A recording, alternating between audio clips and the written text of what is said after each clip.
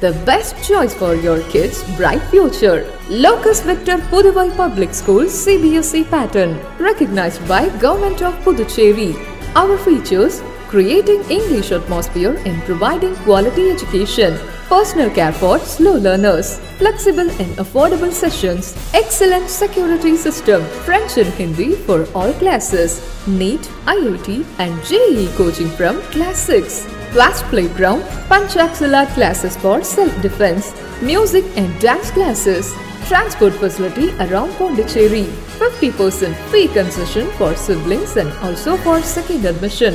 Admission is going on for all classes. We provide best academic, culturals and sports.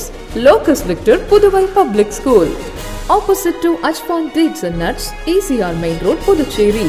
For admission call 9629218393 and 979179485.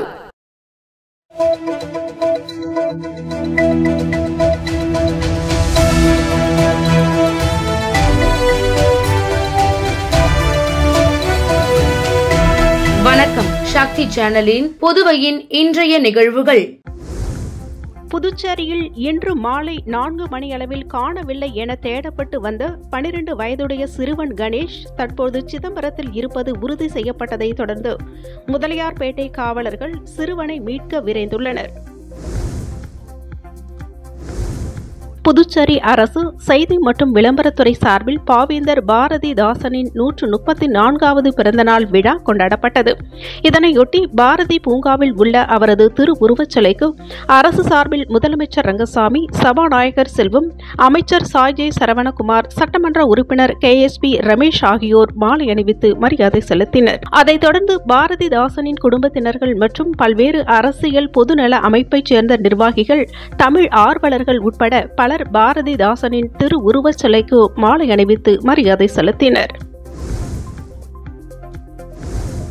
Puducherry கல்வித்துறை சார்பில் கோடை விடுமுறையினை முன்னிட்டு ஜவஹர் சிறுவர் இல்லம் குழந்தைகளுக்காக பல்வகை கலைகள், நடனங்களான பரதம், கிராமிய நடனம், வாய்ப்பாட்டு, வயலின், வீணை, மிருதங்கம், ஓவியம், கைவினை, கிட்டார், ட்ரம்ஸ், கையெழுத்து பயிற்சி, விளையாட்டுகளான கேரம், செஸ், இறகுப்பந்து, டேபிள் டென்னிஸ், தற்காப்பு கலைகளான தேக்வாண்டோ ஆகியவற்றை கற்பிக்க சிறப்பு ஏற்பாடுகளை செய்துள்ளது.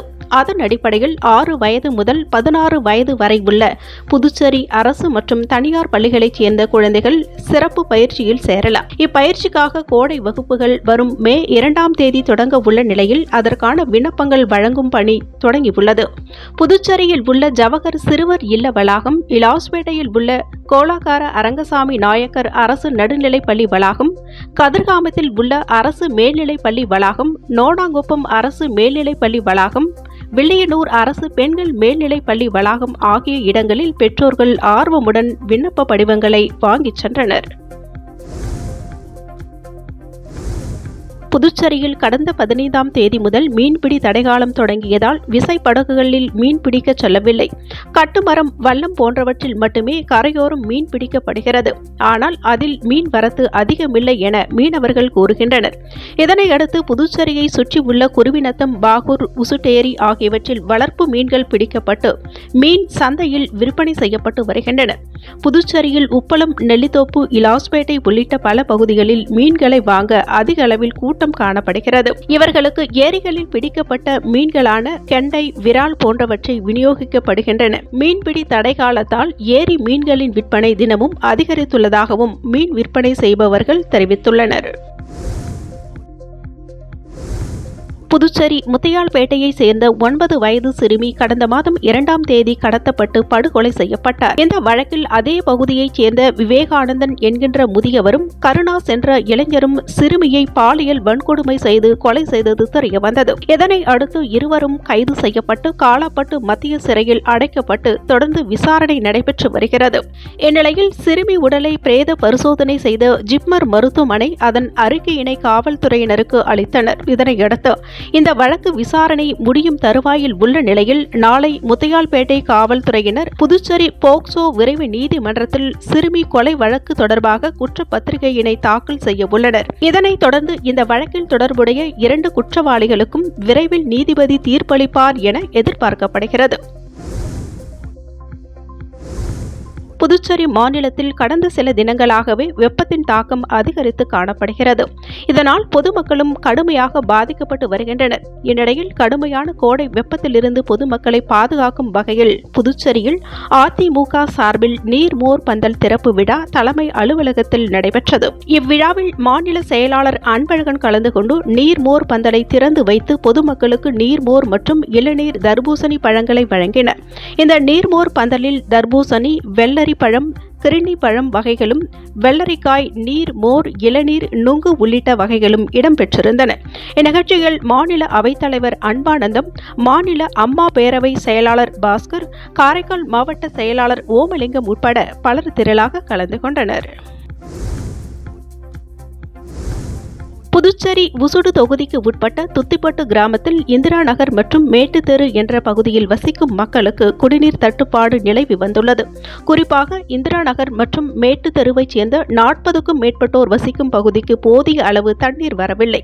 இது தொடர்பாக கொம்யூன் பஞ்சாயத்திற்கு புகார் தெரிவித்தும் யாரும் நடவடிக்கை எடுக்காத காரணத்தினால் அப்பகுதியைச் சேர்ந்த 100க்கும் மேற்பட்டோர் காலி குடங்களோடு துத்திப்பட்டு சேதராப்பட்டு சாலையில் திடீர் சாலை மறியல் போராட்டத்தில் ஈடுபட்டனர். 1 மணி நேரத்திற்கும் மேலாக இந்த போராட்டம் நீடித்த நிலையில் இரு பக்கமும் 2 கிலோமீட்டர் தூரத்திற்கு வாகனங்கள் அணிவகுத்து நின்றன. அதே வேளையில் தங்களிடம் பேச்சுவார்த்தை நடத்த யாரும் வராத காரணத்தினால் மண் குடங்களை உடைத்தும் பிளாஸ்டிக் குடங்களை தூக்கி வீசியும் மக்கள் தங்களது எதிர்ப்பை தெரிவித்தனர். இதுகுறித்து தகவல் அறிந்து வந்த காவல்துறையினர் மற்றும் பொதுப்பணித்துறை அதிகாரிகள் உடனடியாக குடிநீர் பிரச்சினைக்கு தீர்வு காணப்படும் என தெரிவித்ததை தொடர்ந்து போராட்டம் கைவிடப்பட்டது. கிராம மக்களின் திடீர் போராட்டத்தால் சுமார் 2 மணி நேரத்திற்கும் மேலாக அங்கு போக்குவரத்து பாதிக்கப்பட்டது.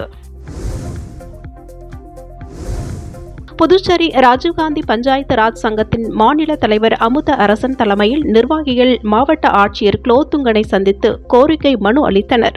அவர்கள் அளித்துள்ள கோரிக்கை மனுவில் எதிர்வரும் மே 1ஆம் தேதி புதுச்சேரியில் உள்ள 108 பஞ்சாயத்துகளிலும் கிராம சபை கூட்டம் நடைபெற நடவடிக்கை எடுக்க வேண்டும் என்று குறிப்பிடப்பட்டுள்ளது. மனுவை பெற்றுக்கொண்ட மாவட்ட ஆட்சியர் விரைந்து நடவடிக்கை எடுப்பதாக உறுதியளித்தார். இந்த சந்திப்பின் போது புதுச்சேரி பொறுப்பாளர் ரமேஷ், காங்கிரஸ் கட்சியின் ஊடக பிரிவு சேர்மன் ஆர்.இ. சேகர், பஞ்சாயத்து ராஜ் மாநில பொது செயலாளர் கோவிந்தன், தொகுதி தலைவர் புஷ்பராஜ், சங்கர், பாபு, ஹேமாவதி, மாலினி, தேவி, ஷேக் மொய்தீன், மாறன் ஆகியோர் உடனிருந்தனர். வில்லியனூர் கொம்யூன் தொண்டமாநத்தம் மெயின் ரோட்டில் அமைந்துள்ள ஸ்ரீ சுயம்பு அரசனடி முத்தாளவாடி மாரியம்மன் ஆலயத்தில் 6ஆம் ஆண்டு திருவிழாவை முன்னிட்டு பந்தக்கால் நடுதல் விழா இன்று வெகு சிறப்பாக நடைபெற்றது. இதைத் தொடர்ந்து அரசனடி சப்த லிங்கேஸ்வரருக்கு பிரதிஷ்டை செய்து மகா கும்பாபிஷேகம் நடைபெற்றது. இதைத் தொடர்ந்து பக்தர்கள் அனைவரும் காப்பு கட்டிக் கொண்டனர். தொடர்ந்து மகா யாகம் மற்றும் சிறப்பு பூஜைகள் செய்து சுவாமிக்கு மகா தீப ஆராதனை காண்பிக்கப்பட்டது. இதில் திரளான பக்தர்கள் கலந்து கொண்டு சுவாமி தரிசனம் செய்தனர். தொடர்ந்து விழாவில் கலந்து கொண்ட பக்தர்கள் அனைவருக்கும் அன்னதானம் வழங்கப்பட்டது. இந்நிகழ்ச்சிக்கான ஏற்பாடுகளை தொண்டமாநத்தம் கிராமவாசிகள் மற்றும் பக்த கோடிகள் சிறப்பான முறையில் செய்திருந்தனர். இத்துடன் சக்தி சேனலின் புதுவையின் இன்றைய நிகழ்வுகள் முடிவடைகின்றன. வணக்கம். உங்கள் சக்தி சேனலின் புதுவையின் அன்றாட நிகழ்வுகளை உடனுக்குடன் தெரிந்து கொள்ள சக்தி சேனல் புதுச்சேரி யூடியூப் சேனலை சப்ஸ்கிரைப் செய்து கொள்ளுங்கள். மறக்காமல் பெல் பட்டனையும் கிளிக் பண்ணுங்க, ஷேர் பண்ணுங்க, லைக் பண்ணுங்க. உங்கள் சக்தி சேனல்.